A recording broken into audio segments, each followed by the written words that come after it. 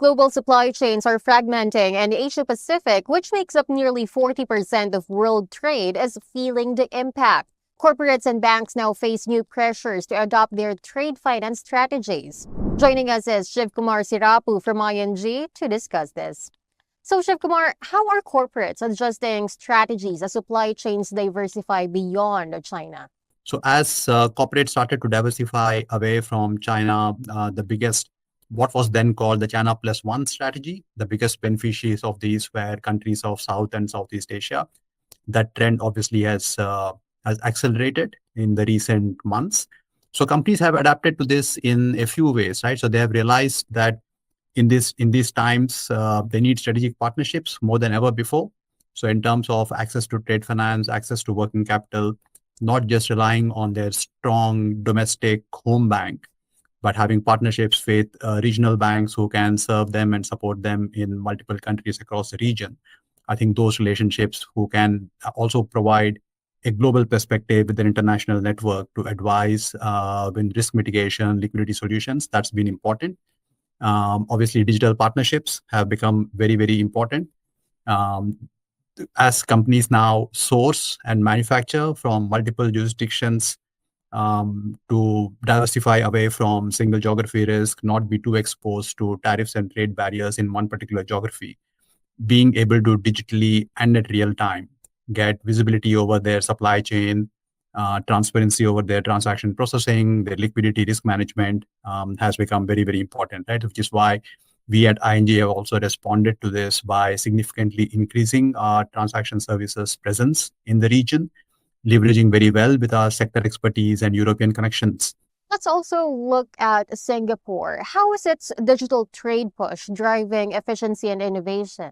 Initiatives like Trade Trust, for example, initiatives like the EU-Singapore Digital Trade Agreement, they have done a lot of good work in trying to, encourage interoperable frameworks, enhance digital ecosystems to function seamlessly across borders, while accelerating innovation in the use of AI, the use of digital identity to make sure that whether it's transactional efficiency or fraud prevention or risk management, banks and corporates and fintechs can work seamlessly to take good advantage of what Singapore has to offer. Singapore's position as a very important transit hub in marine trade becomes even more important.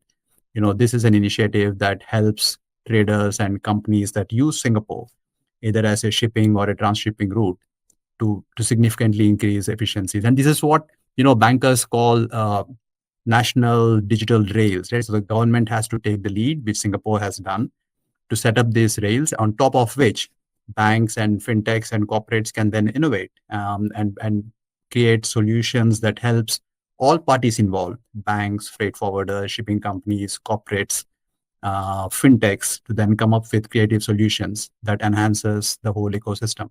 So that actually plays to our strengths because Singapore is the Asia hub for ING. But looking at the bigger picture, Shiv Kumar, are there specific lessons from Asia Pacific that can help global players build resilience? The one is digital acceleration and digital adoption.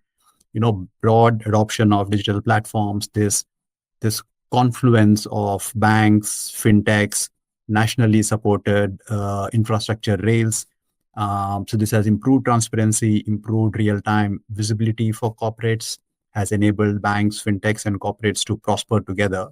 I think that's a big lesson and a learning from the Asian experience. Geographic diversification. Companies and big corporates in Asia and banks have been, I guess, forced by recent happenings in the global trade and commerce space to diversify their businesses, diversify the markets from where they source, from where they manufacture, and banks have had to respond as well by making sure that we are able to provide trade finance, working capital finance, liquidity management, and visibility to clients when they need it, where they need it. So which means being able to have our multiple branches across the Asian region be able to support clients if they have to shift some working capital facilities or solutions from market A to market B in response to changes in geopolitics.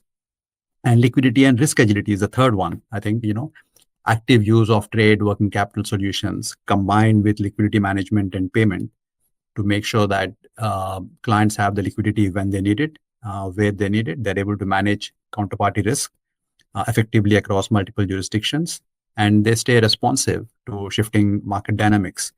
And in all these three, ING having brought together trade finance, working capital, cash management, liquidity through one channel and delivering it to our clients using our sector experience, our network in APAC, our international network, have been able to deliver that to our clients very well.